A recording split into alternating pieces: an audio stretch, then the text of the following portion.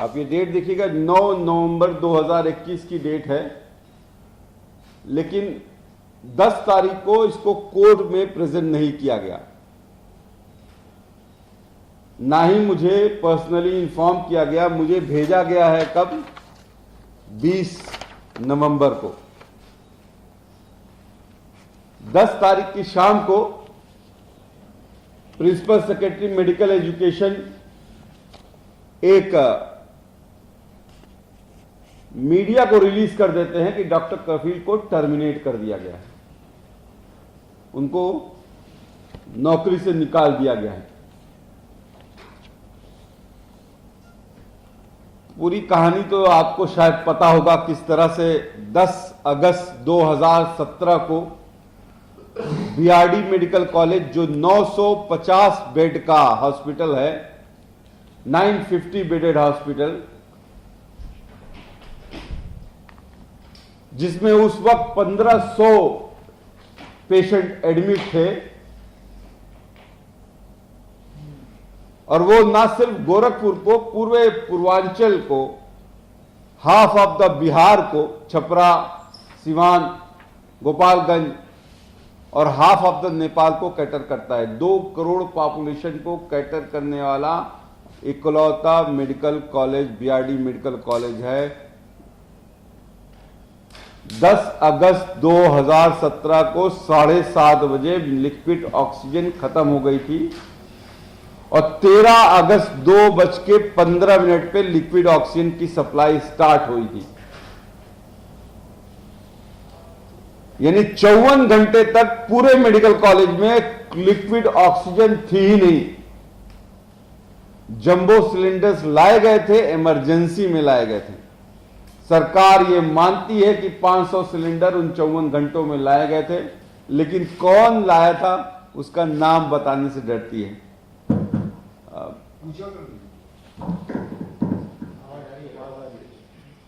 उसका नाम बताने से डरती है।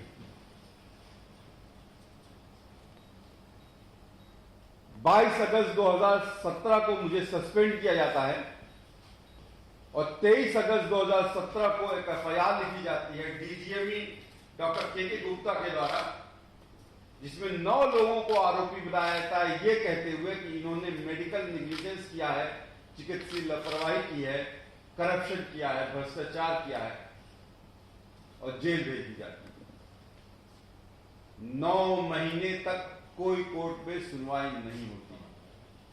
आपको शायद याद होगा, जो मेरे प्रकरण से वाकिफ है, कि 10 पन्नों का जब मैंने लेटर 18 अप्रैल 2017 को लिखा था और 18 अप्रैल 2018 को लिखा था और 25 अप्रैल 2018 को बेल देते वक्त honourable Yashwant Verma, justice Allahabad high court ने क्लियरली कहा कि डॉक्टर कफील ने कोई मेडिकल नेग्लिजेंस नहीं किया है, डॉक्टर कफील ने कोई करप्शन नहीं किया है, not even a single evidence produced by Uttar Pradesh government, और डॉक्टर कफील का ऑक्सीजन के टेंडर से लेना देना कुछ नहीं।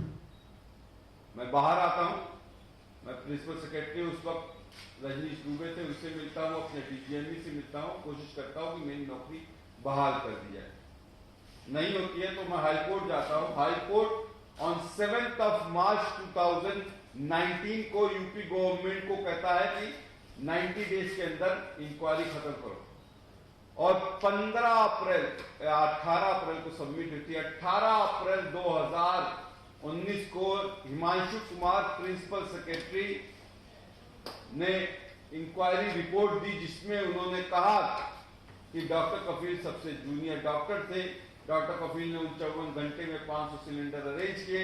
डॉक्टर कफील उस दिन छुट्टी पे रहने के बावजूद हर निर्दोष जान बचाने की कोशिश की। डॉक्टर कफील पे कोई करप्शन और मेडिकल नेग्लिजेंस के सबूत नहीं मिलते हैं।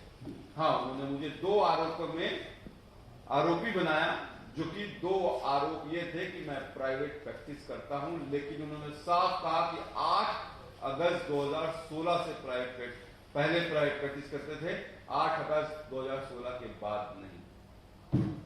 सरकार को ये रिपोर्ट पब्लिश करने में 6 महीने लगे।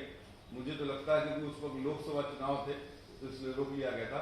बहरहाल ये रिपोर्ट पब्लिक में आई अक्टूबर 2019 में, और सरकार ने रिपोर्ट पब्लिक होते ही हिमांशु कुमार जो प्रिंसिपल सेक्रेटरी जिन्होंने रिपोर्ट दी थी वो स्टडी लीव पे चले गए। और आपको जान के हैरानी होगी कि उनकी वापसी कब हुई है? 13 नवंबर 2021 को, 2 साल बाद, मेरे टर्मिनेशन के बाद। तो एक अधिकारी जो अनबायस्ड होके रिपोर्ट देता है वो स्टडी लीव पे भेज दिया जाता है, 2 साल बाद उसका वापस आता है मेरे टर्मिनेशन के बाद। बहरहाल मैं फिर सुप्रीम कोर्ट जाता हूं और सुप्रीम कोर्ट 10 मई 2019 को कहता है कि सस्पेंशन 90 दिनों से ज्यादा नहीं हो सकता और इनका पेमेंट किया जाए, इनको हाफ सैलरी दी जाए। सरकार टाल मटोल करती रहती है और कहती है कि हम पहली रिपोर्ट को नहीं मानेंगे। उन्होंने दूसरी रिपोर्ट, दूसरी इंक्वायरी कमेटी बनाई जिसमें प्रिंसिपल सेक्रेटरी अनुराग श्रीवास्तव इंक्वायरी ऑफिसर बने। इस बीच मुझ पे एनएसए लगा दिया जाता है ये कहते हुए कि मैंने भड़काऊ भाषण सीए एनआरसी के खिलाफ दिया है अलीगढ़ मुस्लिम यूनिवर्सिटी। हालांकि उसको भी हाई कोर्ट और सुप्रीम कोर्ट ने ये कहते हुए कि the speech was about integrity and unity of India, DM has not applied his mind करके not only question my NSA as well as 3 extension, 3 महीने का एक्सटेंशन दिया था। मैं फिर जब जेल से बाहर आता हूं तो हाई कोर्ट में अप्रोच करता हूं कि भाई 4 साल हो गए हैं, मुझको मेरी नौकरी वापस दी जाए। आपको यह भी बता दूं, जैसे ही उत्तर प्रदेश सरकार मुझ पर एनएसए लगा के मुझे मथुरा जेल में बंद करती है, यह भी एक कोइंसिडेंट है। जैसे मैंने हिमांशु कुमार वाला कोइंसिडेंट बताया, यह भी कोइंसिडेंट है कि फरवरी में मुझे जेल भेजा जाता है और फरवरी में ही 8 में से 7 को अक्यूज थे, जिसमें डॉक्टर राजीव मिश्रा जो प्रिंसिपल थे उस वक्त के, डॉक्टर सतीश कुमार जो ऑक्सीजन के इंचार्ज थे, और अकाउंटेंट, सबकी बहाली हो जाती है मेरी को छोड़। एनीवे, हाई कोर्ट ने 6 अगस्त 2021 को सेकेंड इंक्वायरी को उत्तर प्रदेश सरकार ने खुद वापस ले लिया और 9 सितंबर 2021 को मेरे पर जो सेकेंड सस्पेंशन की लगाया गया था, ये कहते हुए कि मैं सरकारी नौकरी में रहते हुए सरकार को क्रिटिसाइज करता हूं, उसको भी इससे लगा दिया। अब इनके पास क्या चारा रह जाता? तो अब इन्होंने बिना मुझे चांस दिए हुए, क्रॉस एग्जामिनेशन का चांस नहीं दिया, और आलोक कुमार जो प्रिंसिपल सेक्रेटरी हैं उन्होंने ये एक अपने से इंक्वायरी बनाई जो पुराने दस्तावेज उसके हिसाब से इन्होंने मुझे जो 4 आरोप लगे थे उसमें से 3 आरोप को मुझे मुजरिम बना दिया है। 4 आरोप कौन कौन से हैं आपको बता दूं। पहला आरोप यह है कि मैं प्राइवेट प्रैक्टिस करता था, जिसपे खुद अपनी इस रिपोर्ट में भी ये मान रहे हैं कि 8 अगस्त 2016 के बाद डॉक्टर कफील के ऊपर प्राइवेट प्रैक्टिस करने का कोई सबूत नहीं है। मैंने medical college, Gorakhpur medical college 8 अगस्त 2016 को ज्वाइन किया था। तो मैं 8 अगस्त 2016 से पहले क्या करता था, इससे किसको क्या मतलब होना चाहिए? मैं उनका इम्प्लॉय नहीं था। बहरहाल इन्होंने ये लिखते हुए भी ये माना है कि ये प्राइवेट प्रैक्टिस करते थे, और अतः जांच अधिकारी द्वारा आरोप संख्या 1 में इनको आरोपी बनाया जाता है। दूसरा आरोप मुझ पर यह लगाया गया कि मैं यूपी में BRD medical college Uttar Pradesh में है, तो यूपी मेडिकल काउंसिल में मेरा रजिस्ट्रेशन नहीं था, फिर भी इन्होंने नौकरी ले ली। अरे भाई, नौकरी आपने ही दी, नौकरी उत्तर प्रदेश पब्लिक कमीशन ने दी, उसने नहीं चेक किया। बहरहाल मैंने उनको पढ़ाया और उन्होंने लिखा भी है, every person whose name if for the time being born on the Indian medical register shall be entitled according to his qualification to practice as a medical practitioner in any part of India। मेरा registration medical council of India में है, तो मैं भारत में कहीं भी practice कर सकता हूं, जॉब ले सकता हूं। ये कह भी रहे हैं, लेकिन फिर भी कह रहे हैं कि आरोप संख्या 2 भी आरोपी पे सिद्ध होती है, क्योंकि उसका उत्तर प्रदेश मेडिकल काउंसिल में रजिस्ट्रेशन नहीं था। तीसरा आरोप, जो कि बहुत गंभीर आरोप है, तीसरा आरोप बहुत समझने की बात है, क्योंकि इस पे मुझे क्लीन चिट मिली है, इसलिए मैं आपको वो आरोप पढ़ाना चाहूंगा।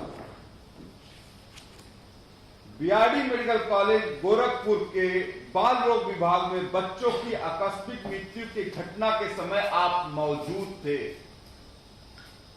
आपके द्वारा पत्राचार में प्रधानाचार्य और अन्य अधिकारियों को कोई सूचना नहीं दी गई। आप द्वारा महत्वपूर्ण परिस्थिति में रहते हुए जीवन रक्षक, ये मान रहे हैं कि ऑक्सीजन जीवन रक्षक होती है, जीवन रक्षक ऑक्सीजन की कमी जैसे महत्वपूर्ण घटना को तत्कालीन उच्च अधिकारियों के संज्ञान में नहीं लाया गया, जो कि आपके मेडिकल निग्लिजेंस का परिचायक है। नोट करिएगा, आरोप संख्या 3 जो है मेडिकल निग्लिजेंस को कहती है कि आपकी चिकित्सा लापरवाही की वजह से बच्चे मर गए।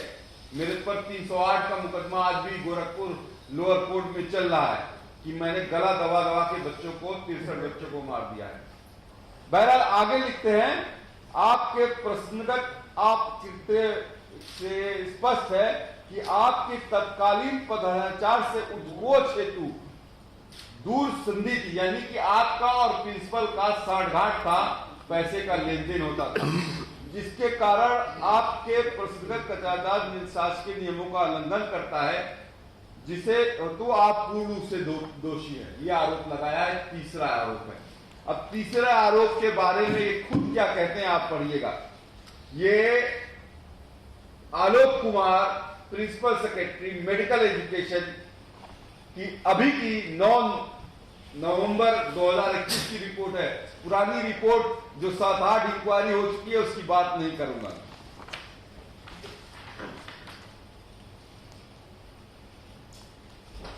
याचिकाकर्ता ने अपने उच्च अधिकारियों को तत्काल रूप से लिक्विड ऑक्सीजन की कमी की सूचना दी।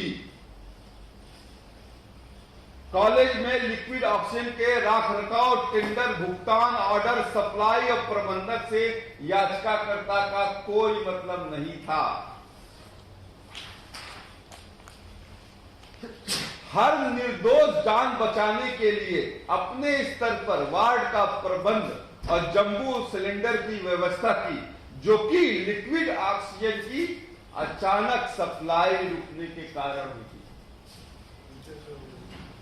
याचिकाकर्ता की ईमानदार कोशिश के कारण 11 और 12 को 2 दिनों के भीतर अलग अलग कंपनियों से 500 जंबो सिलेंडर की व्यवस्था की। जी, इसके अलावा ये लिखते हैं,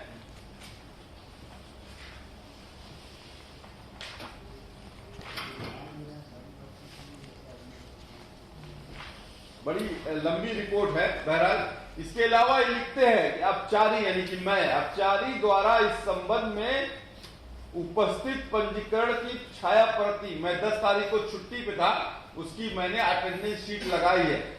अपचारी अधिकारी द्वारा इस संबंध में उपस्थित पंजीकरण की छाया प्रति उपलब्ध कराई गई है, जिससे यह प्रचलित होता है।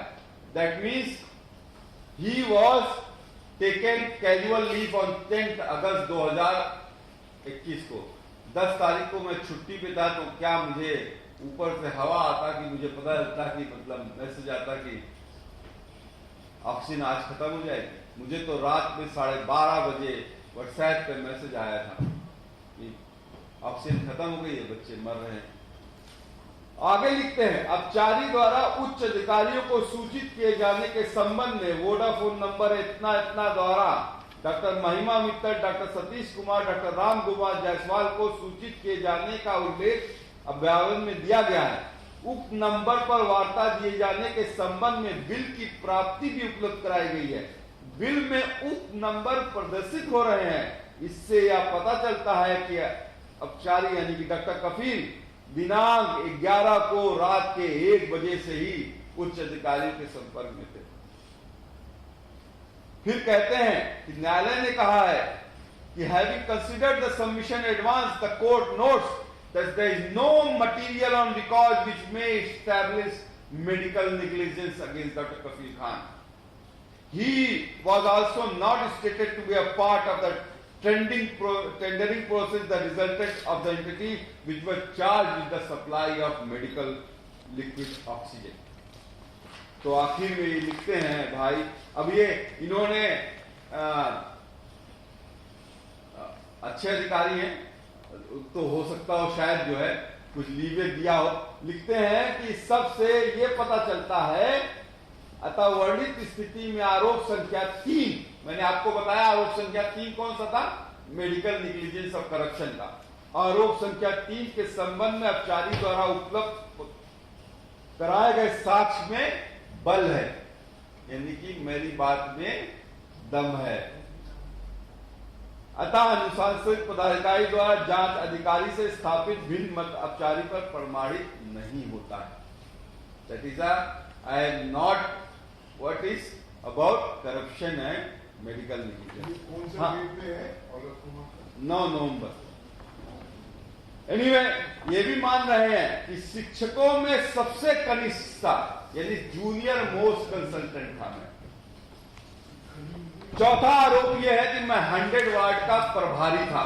100 वार्ड जो कैफलाइटिस वार्ड है उसका मैं प्रभारी था, और उस पर यह कहते हैं कि उनको कुछ लेटर मिले हैं जिसपे मैंने साइन किया हुआ है एज अ 100 वार्ड प्रभारी। मुझे अपॉइंटमेंट लेटर नहीं दिखाते हैं, जिसे मुझे अगर 100 वार्ड का अपॉइंटमेंट किया गया है तो मेरा एक अपॉइंटमेंट लेटर होगा ना, वो नहीं दिखाते हैं। कहते हैं आपने कुछ लेटर में साइन किया हुआ है एज अ 100 वार्ड, इसीलिए आप 100 वार्ड के प्रभारी हैं, इसलिए आरोप संख्या 4 आप पे सिद्ध होता है। और फाइनली ये लिखते हैं कि अपचारी अधिकारी के विरुद्ध आरोप संख्या 1, 2, 4 पूर्ण रूप से प्रमाणित किया जाता है। आरोप संख्या 3 जो मेडिकल नेग्लिजेंस और करप्शन का है वो अप्रमाणित पाया जाता है। अब आप लोग इतने लोग बैठे हुए हो, बता दो इस बात को मुझे मेरी नौकरी से निकाल दिया जाएगा? नहीं। लेकिन ये लिखते हैं कि चूंकि ये 8 अगस्त 2016 से पहले प्राइवेट प्रैक्टिस करते थे, इसलिए इन्होंने सेवा के नियमों का उल्लंघन किया है, इसलिए इनको नौकरी से निकाला जा रहा है। ये रिपोर्ट मैं आपको दूंगा। इसके अलावा कुछ पेपर आपको दिखाना चाहता हूं, थोड़ा सा और टाइम लूंगा बस आपका, उसके बाद खत्म करते हैं। थोड़ा सा और टाइम लूंगा। पेपर कुछ दिखाना चाहता हूं कि क्यों ये किया गया, आखिर किया क्यों गया है, क्यों डॉक्टर कफील को बकरा बनाया जाता है। अच्छा, ये मत समझिएगा कि सिर्फ मुस्लिम हो इसलिए बनाया। योगी जी मेरे गोरखपुर के हैं और हम लोग जो है मतलब योगी जी हैं हम लोगों के लिए गुरु हैं, और हमारा गोरखनाथ टेम्पल है वहां पे, सब आदर करते हैं। और इससे पहले अगर आप 9 जुलाई और 9 अगस्त को जब ये मंत्री बनने के बाद भी आए थे तो अच्छा संबंध था, कोई वो नहीं था। बली का मैं बार बार ये कहता हूं कि अगर वो डॉक्टर कपिल मिश्रा होता, डॉक्टर कपिल जॉन होता, डॉक्टर कपिल कुमार होता, तब भी योगी जी वही करते, क्योंकि उनको बचाना था अपने लोगों को। कौन लोगों को, उसको मैं बताता हूं। अब ये कहानी थोड़ी सी 10 मिनट और लूंगा जी। कहानी स्टार्ट होती है जब योगी जी चीफ मिनिस्टर बन जाते हैं। पुष्पा से जो सप्लाई करता था लिक्विड ऑक्सीजन की, उसने इनको एक लेटर लिखा कि भाई मेरा इतना पैसा हो गया है, मुझे आप दे दो, नहीं तो मैं लिक्विड ऑक्सीजन बंद कर दूंगा। ये देखिएगा, ये लेटर भी आपको दूंगा। ये लेटर लिखा हुआ है 6 अप्रैल 2017 का, 6 अप्रैल 2017 का लेटर है। किसको लिखा गया है? मुख्यमंत्री उत्तर प्रदेश सरकार और स्वास्थ्य मंत्री उत्तर प्रदेश सरकार माननीय आशुतोष टंडन जी थे उस वक्त, और मुख्यमंत्री योगी आदित्यनाथ जी। क्या लिखा है पुष्पा सेन ने? पैसा दे दो, मेरा बहुत बकाया हो गया। कहते हैं इन्वेस्टिगेशन ऑफिसर ने अपने जांच में लिखा है, जिसको पुष्पा सेन के स्टेटमेंट है, उसमें लिखा है कि 10% कमीशन मांगा जा रहा था 68 लाख का ड्यू पे करने के लिए। उसने नहीं दिया क्योंकि कहता था उतनी कमाई नहीं होती थी, तो कहां से देता। 14 लेटर है, आप पूरा लेटर आपको दे दूंगा, पूरा पढ़ सकते हो ये, पर मेन लेटर आपको दिखाता हूं। दूसरा ये सबसे इंपॉर्टेंट लेटर है, ये देखें, लेटर लिखा हुआ है 9 अगस्त 2017 को, 24 घंटे पहले जब ये घटना हुई थी, जिस दिन, अब किसको दिया गया है? स्वास्थ्य मंत्री को, आशुतोष टंडन जी को पर्सनली हैंड ओवर किया गया है, हाथ में दिया गया है। और 9 अगस्त 2017 को उसी दिन दोपहर में मुख्यमंत्री जी आशुतोष टंडन जी के साथ जाते हैं, मेडिकल कॉलेज का दौरा करते हैं। अब क्या लिखा है? 68 लाख रुपया दे दो, नहीं तो 24 घंटे सिर्फ ऑक्सीजन चलेगी। सेंट्रल पाइपलाइन ऑक्सीजन 24 घंटे में खत्म होने वाली है। तो कहते हैं योगी जी हमको पता ही नहीं था, और कहते हैं आशुतोष टंडन हम की पता ही नहीं था, और जो हेल्थ एजुकेशन मिनिस्टर है वो कहते हैं अगस्त में तो मौतें होती रहती हैं। 2015 में 16.5 बच्चे मरे थे, 2016 में 18.5 बच्चे मरे हैं, 2017 में 20.5 बच्चे मर गए। 0.5 बच्चे, 0.5 बच्चे। आप में कितनों के बच्चे होंगे ना, मैंने अपने सामने दम तोड़ते हुए देखा है, तो मैं भूल नहीं सकता हूं। उन 54 घंटों में 400 बच्चे थे, और मेरे सामने बहुत से बच्चों ने दम तोड़ा। हम ऑक्सीजन सिलेंडर लाते थे, खत्म हो जाता, और बच्चे मरते रहते थे। तो ये कहानी है, मेन कहानी है इन लोगों को बचाने की। दूसरा, इस लेटर पे भी ध्यान दीजिएगा, जो कि 12 अगस्त को लिखा गया है, जिसमें लिखा है पुष्पा सेन ने कि हाँ हमको पैसा मिल गया। कब मिल गया? जब बच्चे मर गए, जब आपने हंगामा किया, आप मीडिया ने हंगामा किया, नहीं तो वो सुनते नहीं।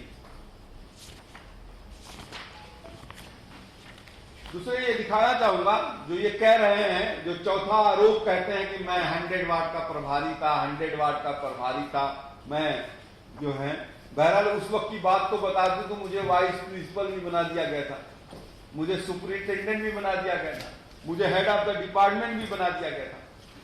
तो ये हमने आरटीआई फाइल की थी, हालांकि उसको डाइल्यूट कर चुके हैं लोग।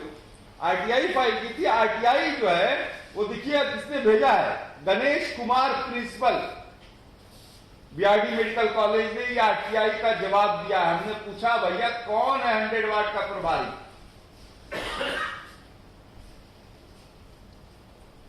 इस आरटीआई को ये कहते हैं ये फर्जी है, गलत तरीके से निकल गई। अगर फर्जी है, गलत तरीके से निकल गई, तो तुम सूचना आयोग के कमिश्नर को जेल क्यों नहीं भेजते रहे भाई? क्या लिखा है इसमें? दिनांक 11 द्वारा डॉक्टर भूपेंद्र शर्मा सहचार बाल रोग विभाग को एईएस का 100 वाट का प्रभारी अधिकारी बनाया जाता है। किसको बनाया जाता है? भूपेंद्र शर्मा को। जिस लिपिक ने साइन किया है ना, उसको सस्पेंड कर दिया गया है, लेकिन गणेश कुमार को सस्पेंड नहीं किया गया। क्यों?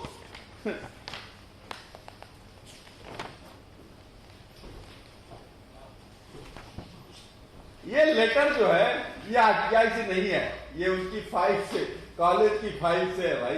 ये प्रिंसिपल का साइन है और डेट है 11/5/2016 की, जिसमें लिखा गया है डॉक्टर भूपेंद्र शर्मा सहचार बाल रोग को एईएस का 100 वार्ड का प्रभारी अधिकारी बनाया जाता है। अगर आप विभागाध्यक्ष बाल रोग से समन्वय स्थापित करते हुए 100 वार्ड और एईएस से संबंधित सूचना विभागाध्यक्ष को देते रहेंगे। और किसको कॉपी भेजी गई है? एचओडी पीडियाट्रिक्स को, सीएमएस नेहरू हॉस्पिटल को और डॉक्टर भूपेंद्र शर्मा को भी।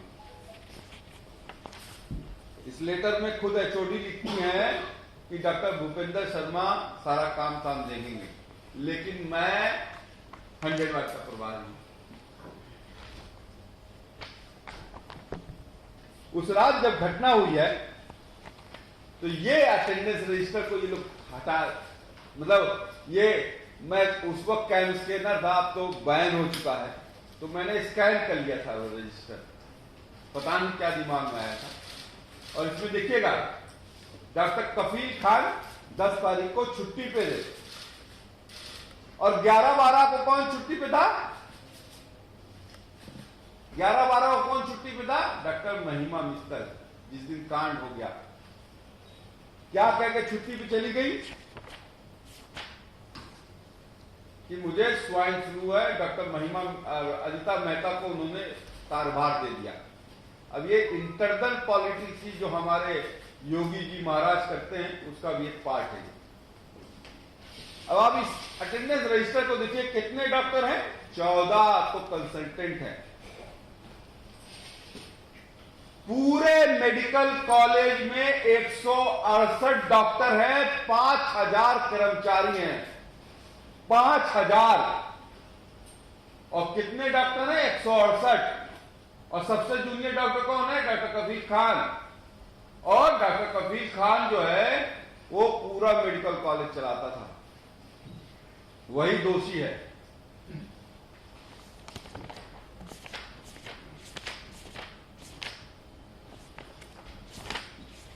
लेटर बहुत ढेर सारे हैं। ये चार्ट है जिसमें बच्चे मरे हैं। कभी सोचिएगा, आपके अपने ही बच्चे होते। कहते हैं कि मां के जिस्म का हिस्सा होता है, जिसे उंगली काट दो ना वैसे दर्द होता है। किसी को 13 साल बाद बच्चे पैदा हुए थे। कोई 4 बहनों के भाइयों के बीच में एक बहन थी, कोई 4 बहनों के बीच में एक भाई पैदा हुआ।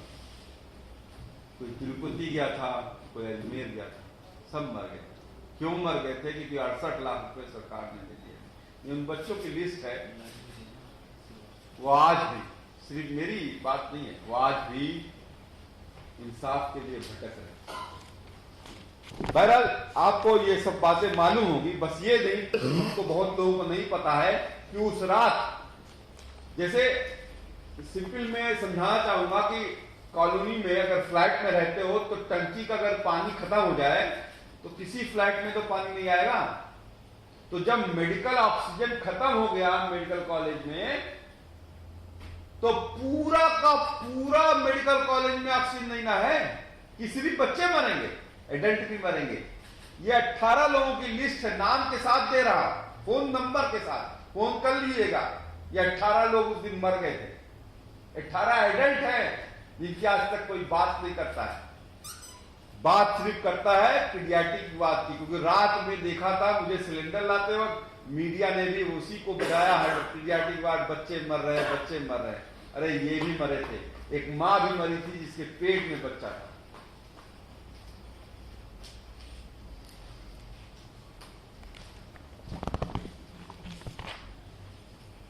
ये साथ में आपको मिलेगा जो मैंने अपने पैसे से सिलेंडर खरीदे थे।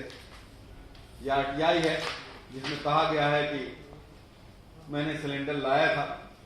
और ये एसएसपी का बयान है। सीमा सुरक्षा बल जो मेडिकल कॉलेज के पास है, उन्होंने अपना ट्रक दिया था, सिलेंडर दिए थे, 11 जवान दिए थे। उनका बयान है कि हाँ उस दिन डॉक्टर कफील आए थे, उस दिन बच्चे मरे थे और उस दिन हमने मदद की थी। ओपी साहू जो है जिन्होंने ये बयान दिया था, बेचारे वो वहां पे नहीं है। मैं मिलने गया था जेल से छूटने के बाद, कहीं और पोस्ट हो गया मैं। ये भी कोइंसिडेंस। ये आपको ये दे रहा हूं जो कि सीएमएस के द्वारा DGME director general of medical education के द्वारा ये लिखा हुआ लेटर है, जिसमें कहते हैं कि 10 तारीख को 7:30 बजे ऑक्सीजन खत्म हो गई और कब आई है 13 तारीख को 2:15 पे। और कितने इन 2 दिनों में सिलेंडर इकट्ठा हुए? 225 सिलेंडर 11 तारीख को और 12 तारीख को 250 सिलेंडर, यानी करीब करीब 500 सिलेंडर। कौन लेके आया नहीं बताएंगे, वो मैं नहीं बता पाऊंगा, वो कहते हैं वो हम नहीं बताएंगे। उत्तर प्रदेश सरकार एक संविधान के अंदर में काम करती है। हमारे मुख्यमंत्री भी संविधान की शपथ लेते हैं, जो चाहे वो चीफ सेक्रेटरी हो चाहे वो प्रिंसिपल सेक्रेटरी हो, वो संविधान की शपथ लेता है। और ये देश जो है वो संविधान के बल पे ही चलता है। और ये हाई कोर्ट जब कहता है, ये हाई कोर्ट का ऑर्डर जब ये कहता है कि डॉक्टर कफील के खिलाफ कोई मेडिकल निग्लिजेंस के कोई सबूत नहीं है, not even a single evidence Uttar Pradesh government could produce, जब ये कहता है कि कोई करप्शन नहीं किया, ये हाई कोर्ट के ऑर्डर की बात कर रहा हूं, और जब ये कहता है कि मेरा ऑक्सीजन से कोई लेना देना नहीं था, तो फिर भी निकाल दिया जाता है। तो ये अपने आप को संविधान से भी ऊपर समझते हैं। मैंने अलीगढ़ में जब ये कह दिया था कि जिनकी जन्म 1925 से हुआ है वो हमारे संविधान में विश्वास ही नहीं रखते हैं, तो उनको बुरा लग जाता है।